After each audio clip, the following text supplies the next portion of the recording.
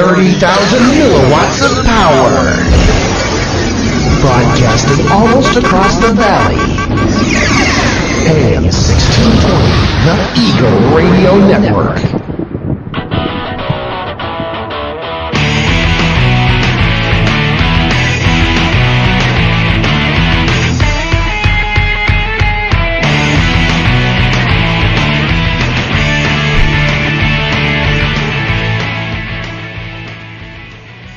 Hey, good morning, everybody, and welcome to the Saturday Morning CEO and Economan Radio Show. I'm Dewey. And I'm Dennis. And we have a good show for you this morning. We have Dr. John Husing that's going to be our guest today. Wow, he's a bigwig. He's the economic guru of the Inland Empire. We've got an awesome show today. So we're going to wait for him to call in. Meanwhile, how was your weekend, Dennis? You know what? I had a great weekend. So far, the couple hours that I've had of the weekend. Well, hey, it's been nice and sunny out, and hopefully the economy is going to bring us some sunshine and rays. And it was nice out. Actually, yesterday I went and took the machete to some old branches on my banana tree and did a bunch of stuff with my grapevines, and I did some outside work. I wasn't on the computer or my cell phone. It was great. Well, finally, some gardening. I was disconnected from the electronic world, and I liked it. Wow, okay, so you're slowly becoming untethered. Yeah, but I'm back on again. Well. Can't stay away too long. No, you cannot. Well, we have Dr. John Husing. He's a leading authority on the Inland Empire economy. He's been studying the Inland Empire since 1964.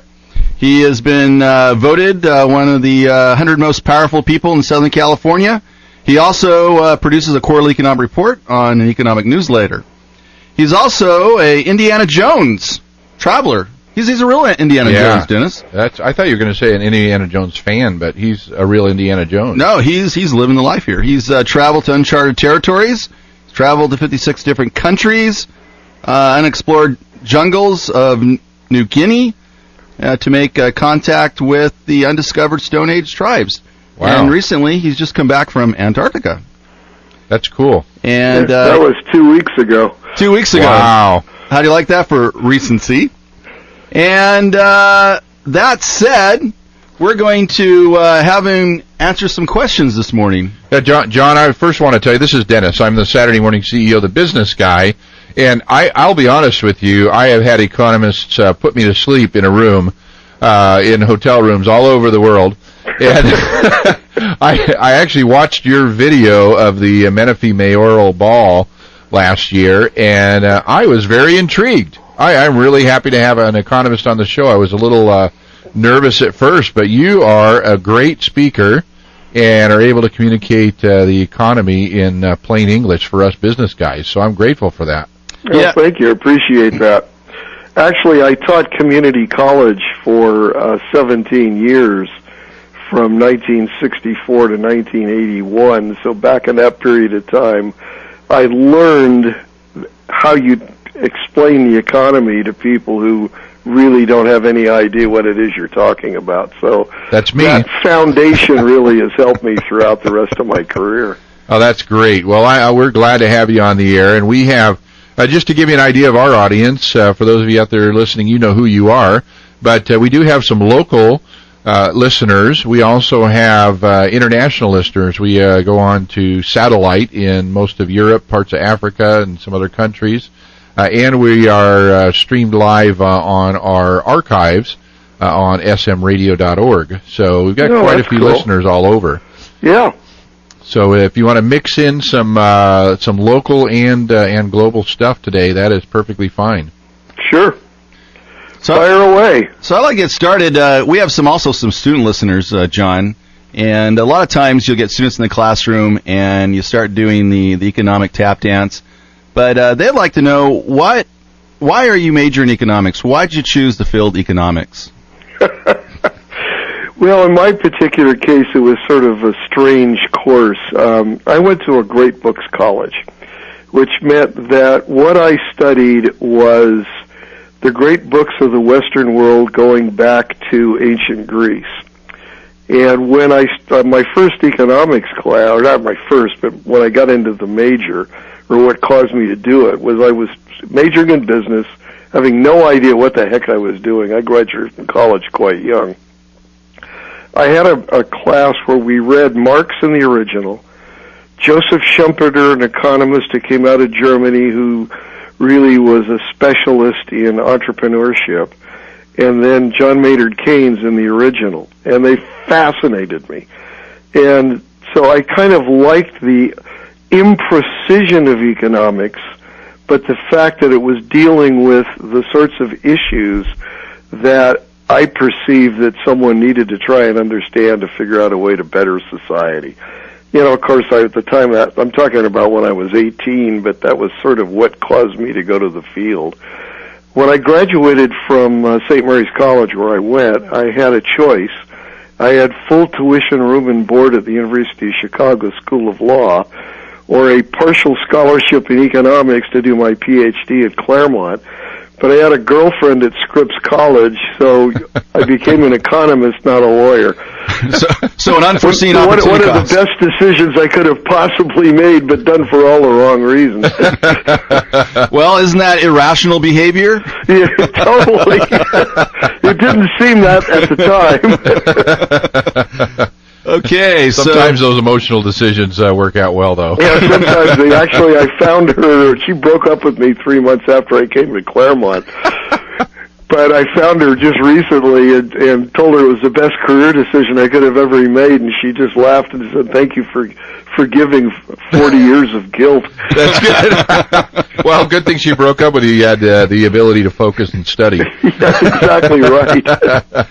Okay, very good. Well, hey, we know a little bit about your background. Thank you for telling our listeners, or informing our listeners that why you majored in economics.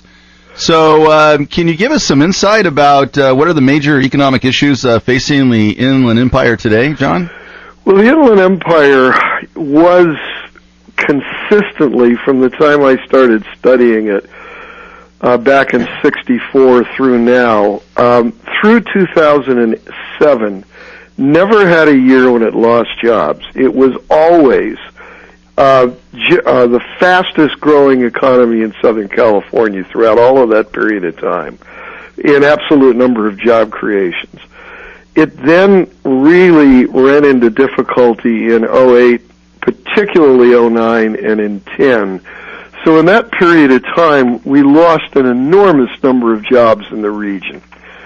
And essentially what happened was the things that drove the economy traditionally suddenly dried up.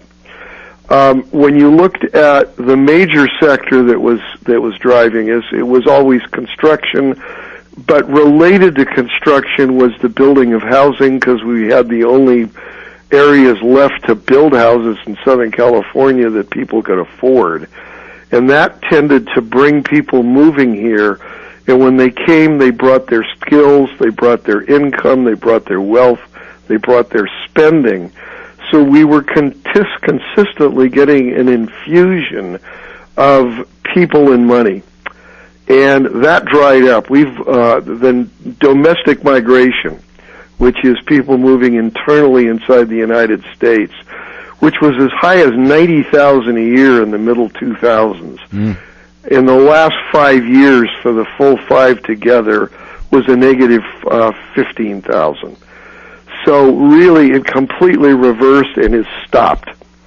And that really is because of the housing crisis. So getting the housing crisis ultimately solved, and nobody has tried to solve it yet, really.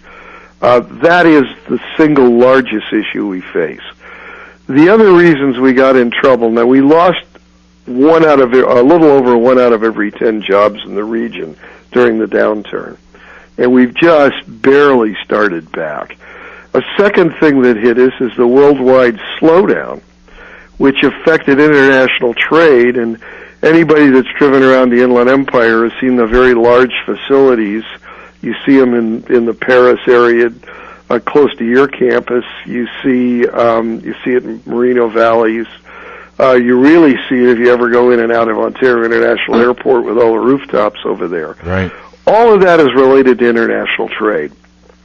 huge number of jobs, our fastest growing sector, in what we call logistics, which is a combination of wholesale trade, trucking, and warehousing. That sector slowed down dramatically in the world, and that affected us on what had been up until then our fastest growing sector. The third issue was manufacturing, which grew a little bit in the early part of the 2000s and then has stopped growing and has not recovered a little tiny bit this year. And that's really related to the California legislature and, with all due respect, the idiocy with which the California legislature has treated manufacturing in California. Well, you're being nice. I'd categorize them as dimwits. Well, that's... Actually, yeah, I agree with you. I mean, California has no policy to try and expand blue-collar work generally. And it's a real issue for the inland counties of California, literally from Stockton up north all the way through Mexico, as well as with L.A. County. We have a huge need for blue-collar jobs in a state that really, by its policies, doesn't want them. And so you have, as a matter of policy, a state that is saying, we don't want access to the middle class for those people who have stopped their educations of high school or less.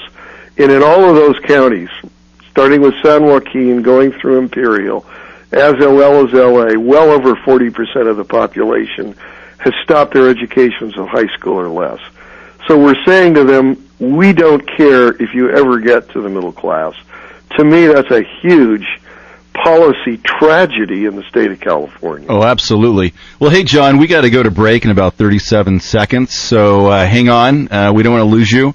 Well, and all right. When John comes back, maybe he can talk about the economic hot spots in the IE and the economic cold spots in the IE. We got cold and hot this morning. Yeah, definitely. Hey, I've got the chills thinking about it. When we come back from break, I also want to talk about what kind of businesses you think people should start in this economy. So we talk about jobs a lot, but a lot of people are resigned to the fact now they need to start a business because they can't find a job. So We'll talk about that when we come back from break. And we are heading there right now.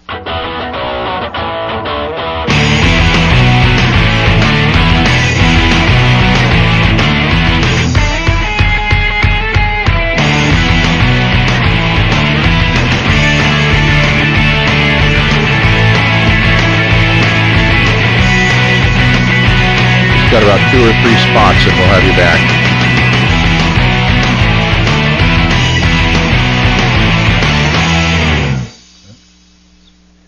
You must be your fairy godmother. Cinderella's dream comes true because the glass slipper fits. It fits. In our world, the right fit can be just as important, especially when it comes to car seats. Always choose a car seat that's the right fit for your child's age and size to make sure your little pumpkin gets there safely every time. Hop in, dear.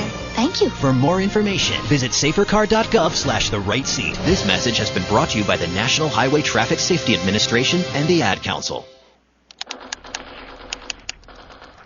Chris, can you put the video game controller down for a second? I can talk and play. Oh, I'm totally annihilating this punk kid in Nebraska. I just feel like you're not acting like a grown-up in our relationship. Am too. Well, you still ride your skateboard to work, there's the comic book collection, the race car bed. Look, I'm young at heart, but I put money into my 401k every paycheck. I picked up a few savings tips at feedthepig.org. I have control of my financial life now, and that feels pretty grown up.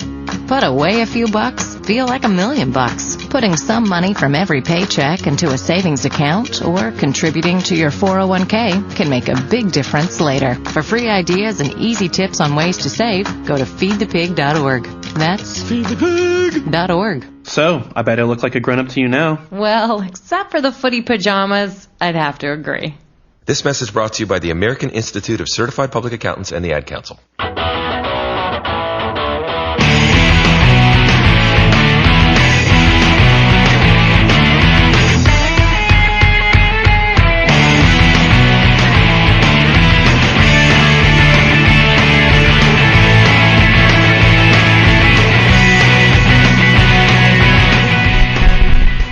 Welcome back to the Saturday Morning CEO and Economan radio show.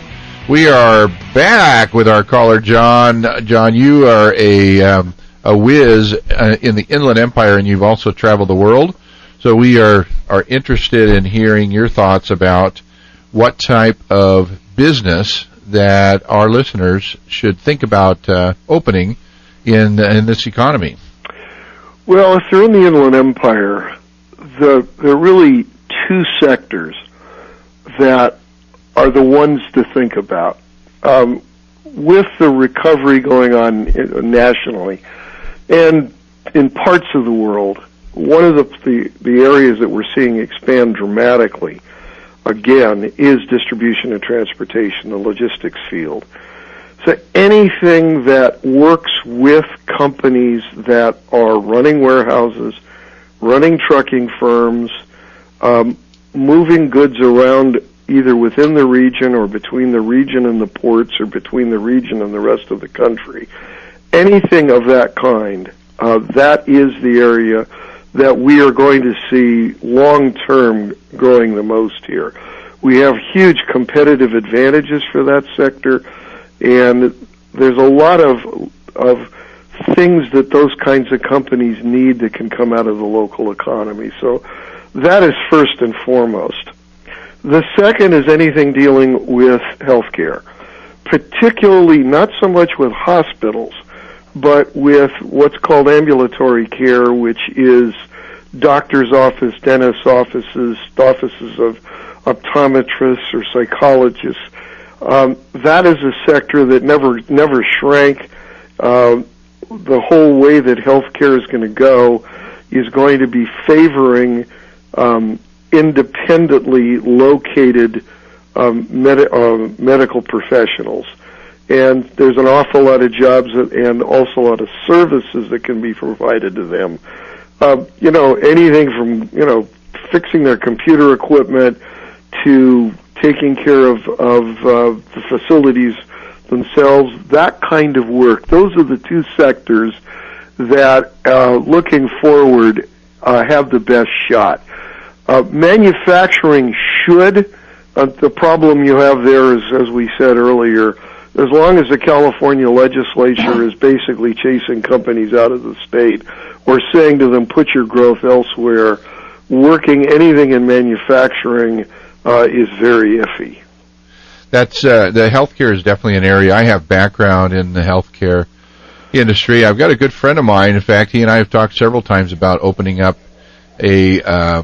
I forget what you call it. Basically, you buy a home and adapt it, for wheelchair access and everything else, and put about 3 or 4 people in there for some independent living, kind of a nursing home.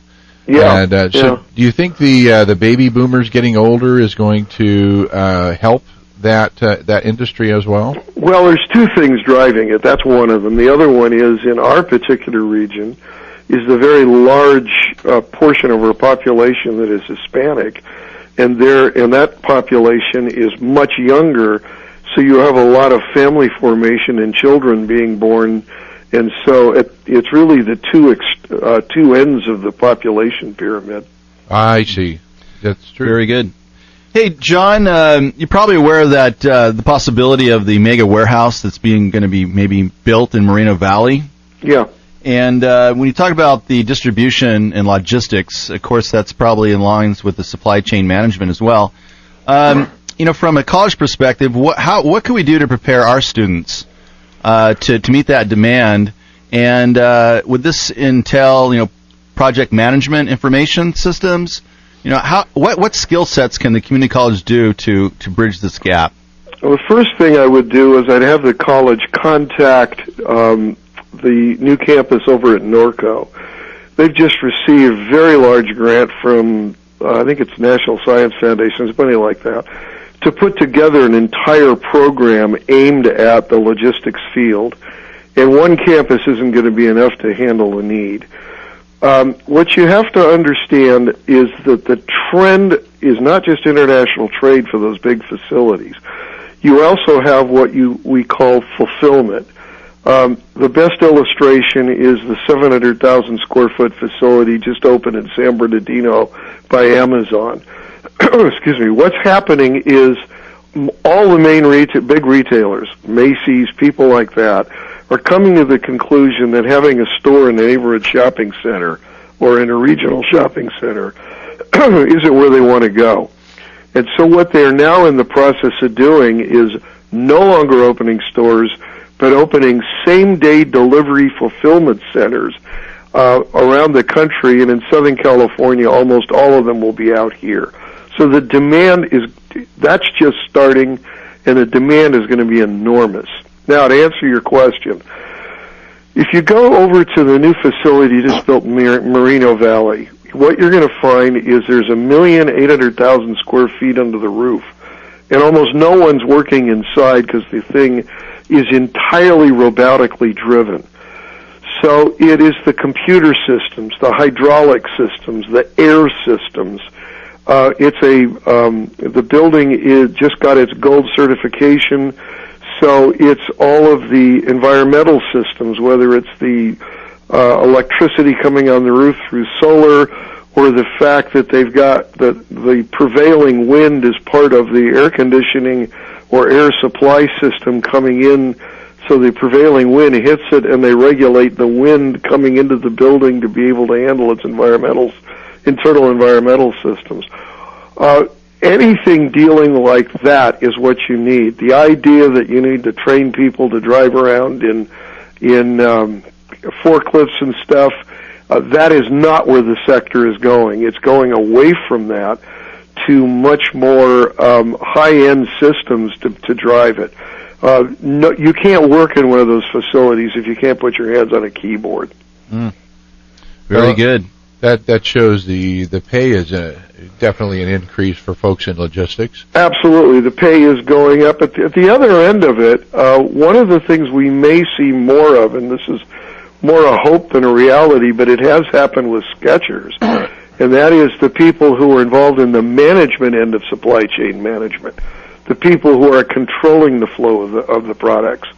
That is very definitely a part that's going to grow.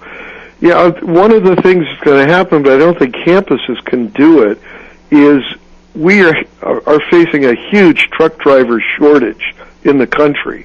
An awful lot of the drivers are gray-haired senior citizens, or starting to become senior citizens, and we really haven't had a sufficient flow into that field. But I don't think a college campus can train for that. No, they might maybe be a springboard, offer a certification or something. We got plenty of parking lot space. But I'll tell you the other thing that we really need, and I don't know how the colleges do this, but when I go out and interview companies, the biggest issue they've got is a generation of people coming into the labor force who have no idea what work is all about. If you come to work on Monday, it would really be nice if you drop by on Tuesday. Not hitting on every female in the building, not taking an argument from outside of work onto the shop floor. A lot of that sort of thing is driving managers crazy. That's a shame, too. Would this be under the soft skills area, John? Well, that's what I'm referring to. What I almost refer to as, kids come out of high school, they need about a month or two of boot camp on capitalism. What is it going to be into a system where the job's not there for your benefit, you're there for the job's benefit? How is that structured? Why is it structured that way? What can you anticipate? All of those sorts of issues. Like I say, I kind of think of it as boot camp for capitalism. Very good. Interesting you brought that up. I've been toying around with an idea with one of my colleagues about during the summer bringing in some junior hires, high schools, and having an economic boot camp and starting to put entrepreneurship and capitalism back in the souls of our next generation of workers. So when I was a kid, I forget what they called it, but they had the thing where something achievement it was called, where Junior Achievement. Achievement. I don't know whatever happened to that, but it was brilliant. And I'm an entrepreneur myself. I run my own company, And it would have been hell. I never was part of it, but I wish I had have been, because it really starts to teach people what this system is all about. Because I don't think most people really understand it. I agree, absolutely. It's like it's being lost within the generations. If you look back at the captains of industry and who built America, there's been like a 360. Well, it's interesting. We still have a lot of it going on in California, but it's increasingly coming out of the immigrant communities, where, people are immigrant into the country, start a business because they really aren't, that's kind of what went on where they came from, sleep in the back of the store, run the store in the front, right, and really are wanting to see their children not have to live like that. But on the other hand, what they're doing is, go to a donut shop, go to a dry cleaners, go to a gas station. Almost all of those are the immigrant population that started businesses and is running them. Well, they're willing to do the work. I think you hit right on it, is that, a lot of folks think that, I want to be a business owner because I can just tell other people what to do and make money. Yeah, it's what it really is waking up in the morning every day trying to figure out how the heck to put food on the table. Yeah, absolutely. Absolutely. So, hey, I wanted to ask you if you have some ideas. I got some real outside-the-box stuff that I've seen happen, and you're probably familiar with them, kind of some supply chain managements to global supply chain stuff that's happened. UPS, two things. They partnered with Toshiba, and they actually repair their laptops for them at their Atlanta plant for quicker turnaround. Yeah. And then they also raise lobsters for a company, I think, in Nova Scotia, and they've got the tanks right there in Atlanta. So it shows how companies have come together to give better service for the customer. Have you seen any joint ventures that have been real successful in the Inland Empire, where companies have come together in the logistics field or in healthcare or any other that you think are unique? I have not, but what you have just described, I have heard about a lot. I haven't actually seen it, but essentially what you're increasingly finding, well, let me just give you an illustration with Amazon. You order a book from Amazon.com, they print it at their facility. They have printing there. So rather than the book publisher printing it, they've worked out a relationship where they actually do the printing, so the book doesn't actually move. It's made that day and shipped out to you. That's a print on demand. I actually use them. CreateSpace is their subsidiary company that does that. So there's a lot of that. By the way, in terms of the one thing that I think that your students need to be increasingly aware of is the absolute need for companies to have access to people who can come in and take care of their software. It's big now. It's going to get even bigger. The newest thing coming along is all this 3D printing. People are going to acquire that stuff, and they're going to have no idea how to keep it going. The demand there is going to be gigantic. And that, it's already big. It's going to get bigger. Yeah, I agree with you. That being able to write code and repair equipment and software is huge. I mean, I just took a bunch of photographs I was 25 days on a ship going from Tasmania to Antarctica and back, and had all my pictures, and I've been screaming at my computer for a week now trying to get it put together in a way that makes any sense, and I'm about to call up my computer people and say, get over here. Right. I don't have time for this. Well, if they're listening, you guys set some time aside for them.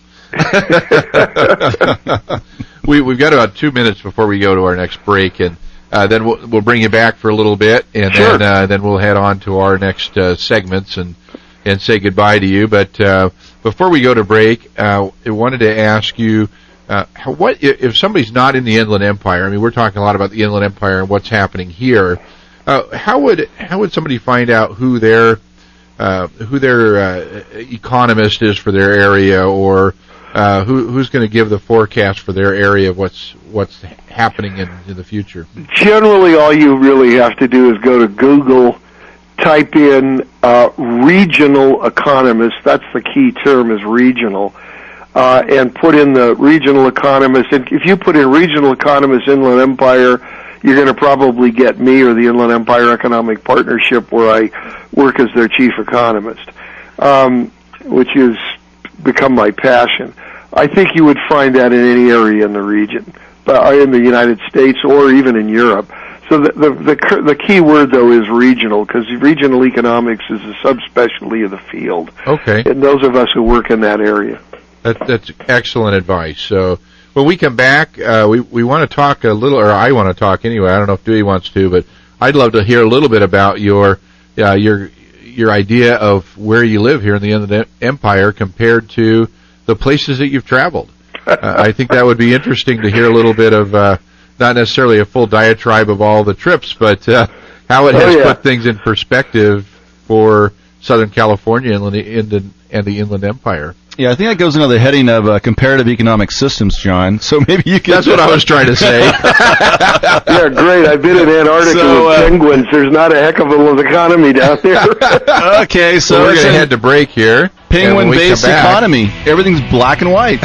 Oh, well said. That joke's for the birds.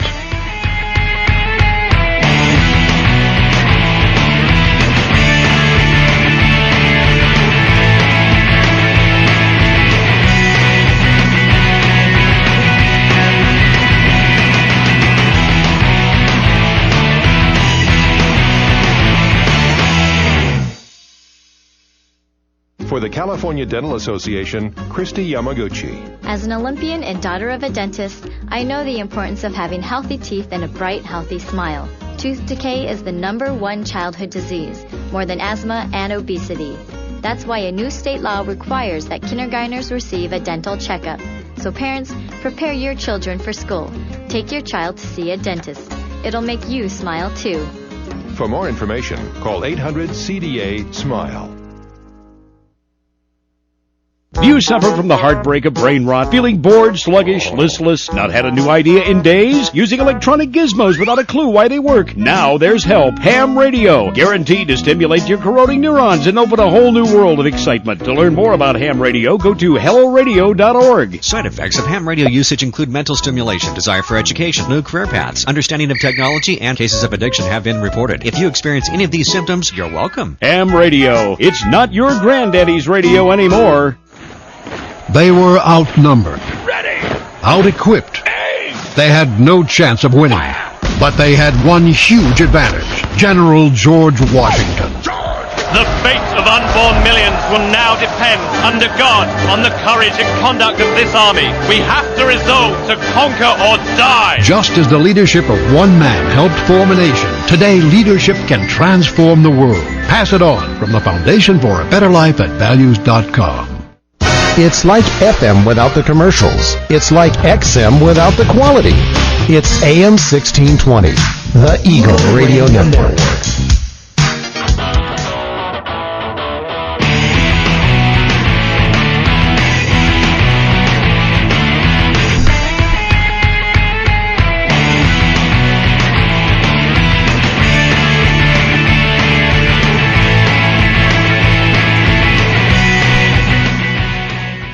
Hey, welcome back to the Saturday Morning Radio Show and Economan Show, and we have our guest is Dr. John Husing, the economic guru of the Inland Empire.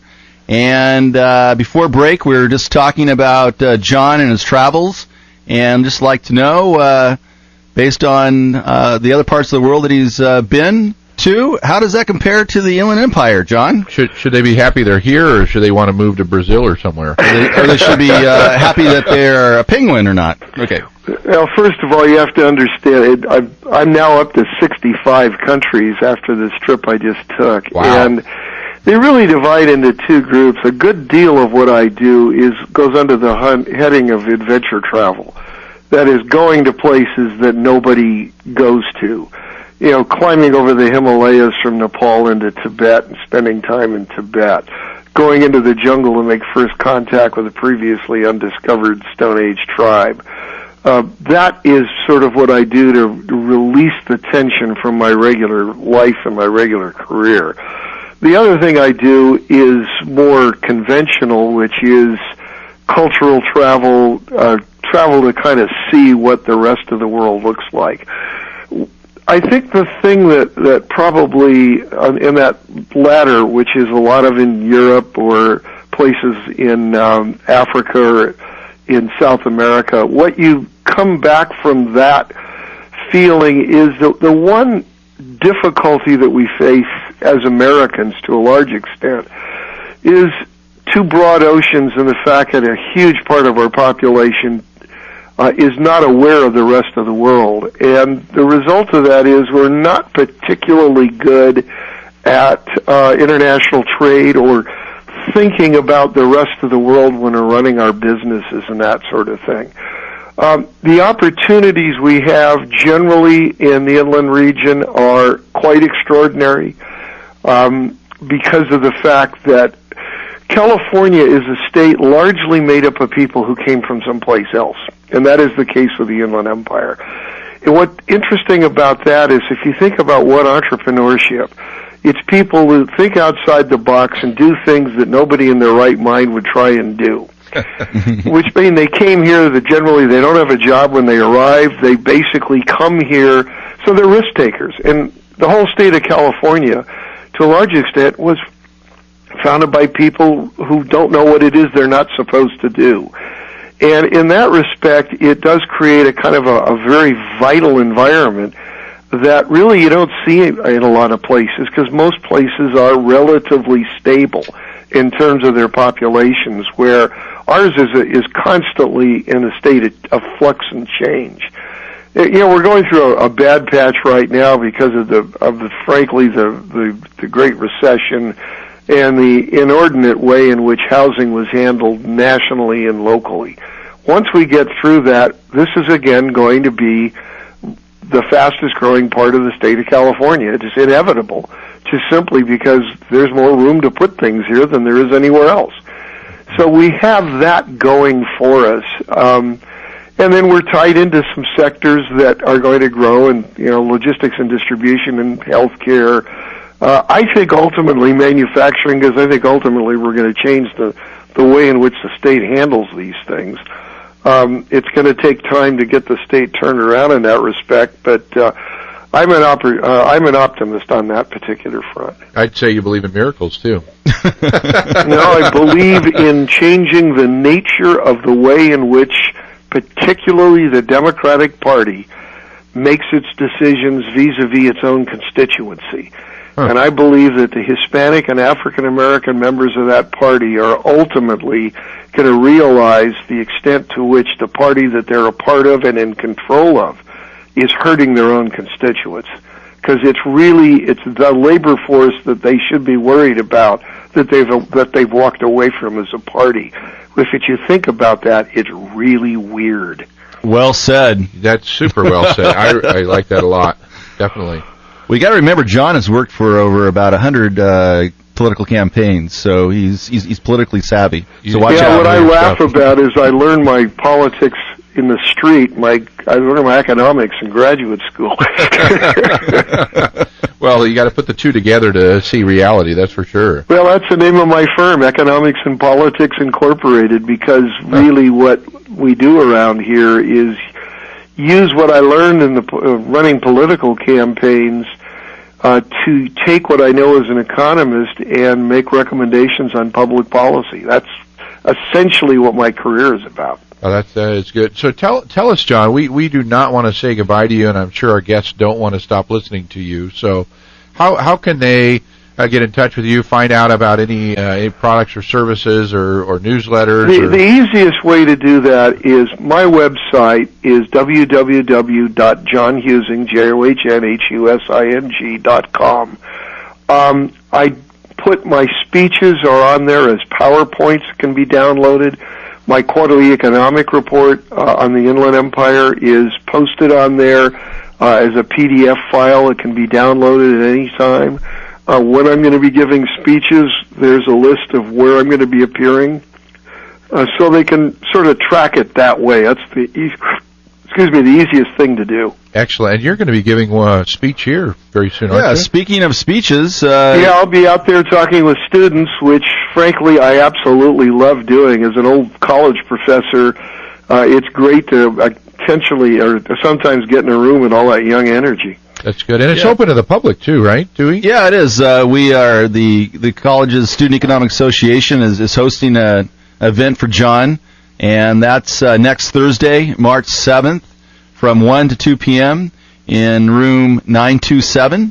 So if our listeners are listening, come on out, and John is going to be giving us the economic outlook for the Inland Empire. Now, this is on your, just to make sure that I'm going to the right place, this is on your campus on the 215 freeway, correct? The Menifee campus. And listeners, if you don't live in Menifee, move.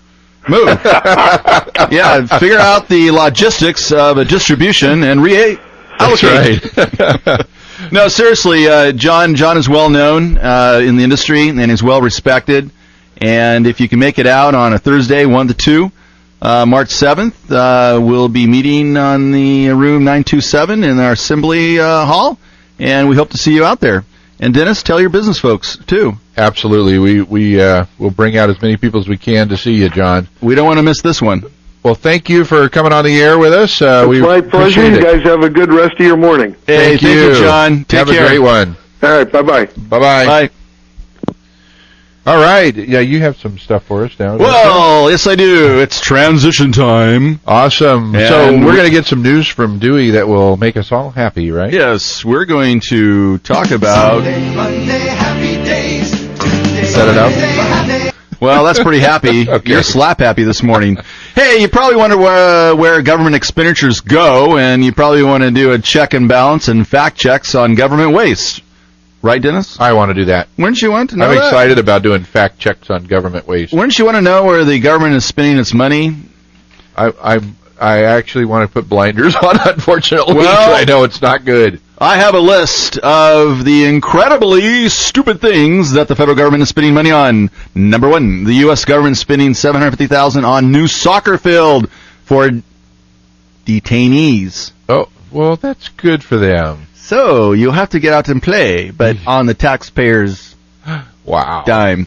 Here's another one. The U.S. government spent $200,000 on a tattoo removal program in Mission Hills, California.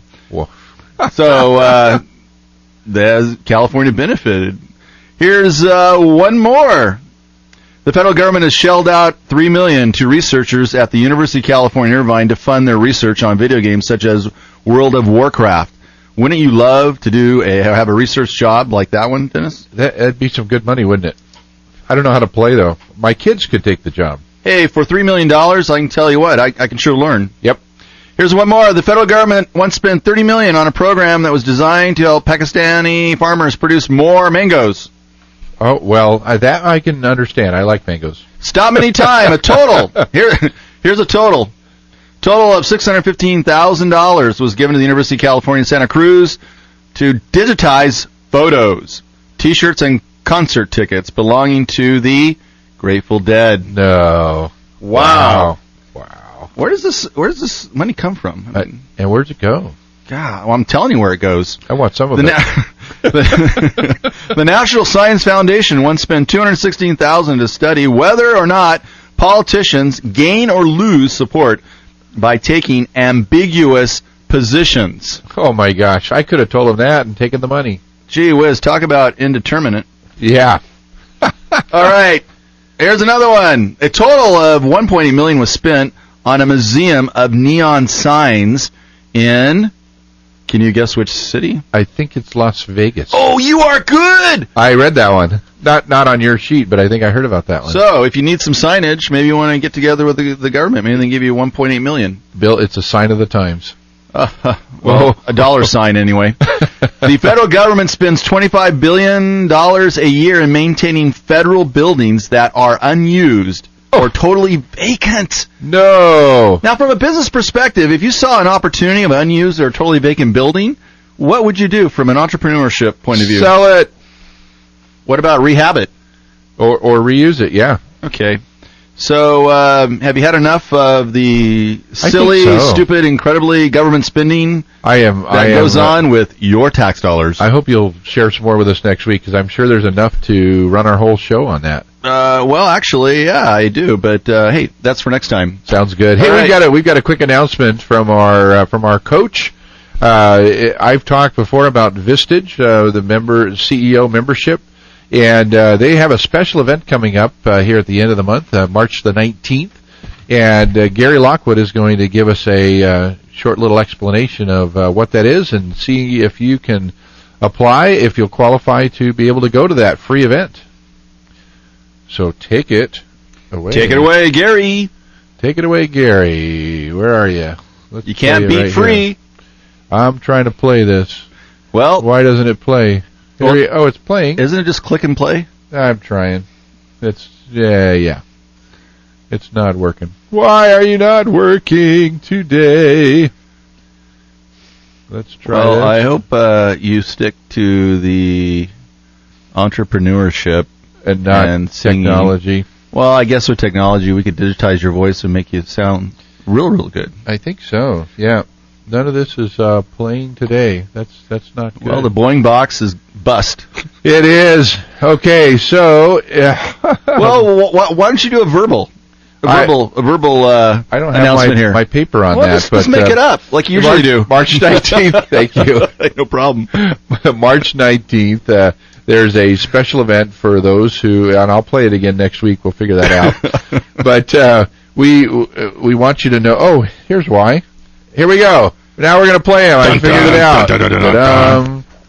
Hi, Gary Lockwood here again with a special invitation for your listeners who are running established companies. On March 19, Vistage International, the world's leading CEO organization, is conducting a conference in the Inland Empire for chief executives and owners of successful companies. There is no charge for attendance for qualified chief executives. The keynote speaker is world-renowned economist Brian Boulot, CEO of the Institute of Trend Research and chief economist for Vistage International. Mr. Boulot will provide a forecast of economic cycles for the next 3 to 5 years, plus specific advice for CEOs on appropriate actions for your business to thrive. To see if you qualify for complimentary attendance, call Lauren Ty at Vistage International, 1-858-509-5861. That's area code 858-509-5861. Thank you, Gary. We appreciate that. If you're interested in attending that, please follow that advice. Hey, we've got some Looney Toony, our normal Looney Toony business ideas, but today's are a little bit different.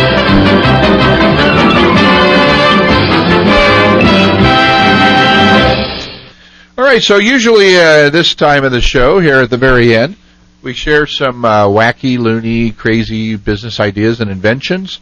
This time, though, because we had John Husing on to share a little bit about our future and predictions about the economy, I want to talk about some ideas for the future. And some of these may seem silly, but they're not going to be as funny as normal, because these are some real things you might want to what's it called? Hook your wagon to. How about just bite the business hook? Yeah, there you go. You want to ride the coattail or whatever that's called.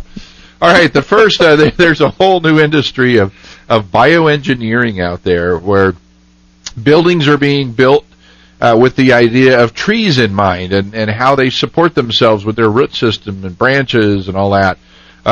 And one efficient way of using solar now, a London-based solar botanic company, is in the research and development stage of building artificial trees with nano leaves that generate electricity from sunlight and from the heat.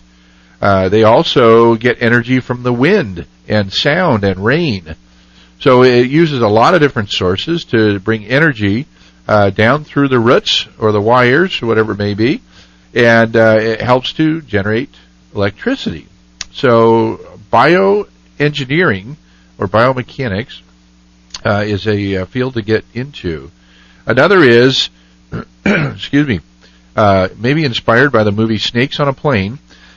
There are some new tubes that are being placed under the water that will follow the currents in the water. And as they move, they kind of look like a snake because they move from side to side as the current changes. And they can create electricity. Anything that moves, you can store that electricity. And what they're looking at is these snakes, so to speak. The University of Southampton has created a full-scale anaconda, they call it.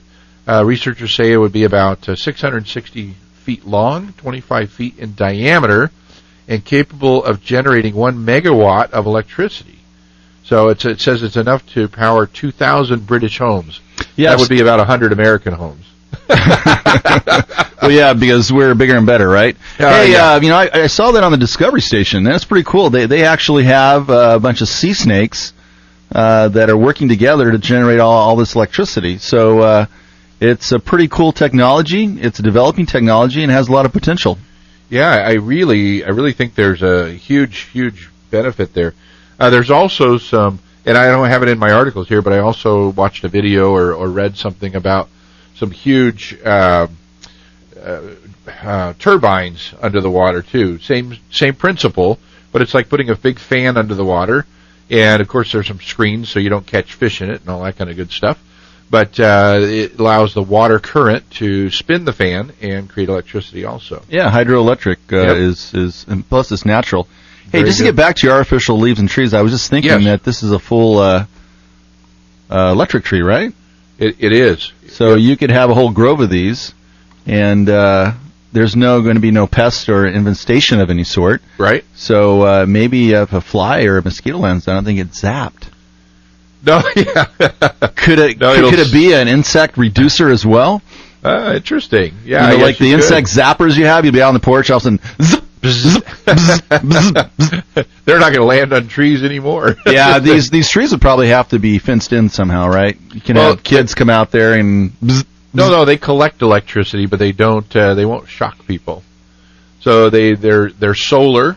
All the electricity is. I actually have studied this a little more in detail, and the solar there's solar receptors on the leaves. As the leaves are blown by the wind, their movement the energy is captured, and as rain hits it, they move, and all that electricity is contained inside wires that are inside all the little branches, and it runs down into the center, so you won't get shocked when you touch it.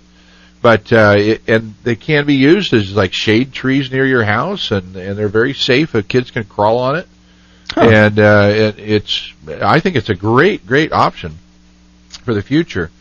Another is, while we're talking about artificial trees, I'm going to jump over to a building that they're building in. Let me see, where is it? In Tucson, Arizona.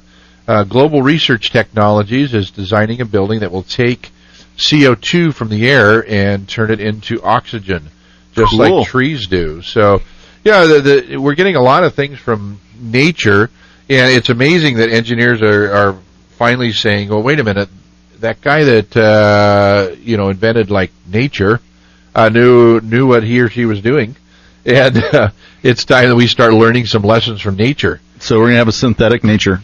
Well, we're going to try to support nature. I guess like antibiotics support our immune system. I don't know. But those are some... So our generations will be playing in artificial trees instead of real trees. It could be. Artificially flavored, I don't know. Oh, great. We're going back to Willy Wonka. Yeah. The artificial chocolate tree. Yummy, yummy, yummy. We are down to 5 seconds here, and we are going to be gone 5 seconds until next week when we have a local business person coming in. That's a friend of mine. Yippee-ki-yay! Have a great week. We love you! Somebody loves you.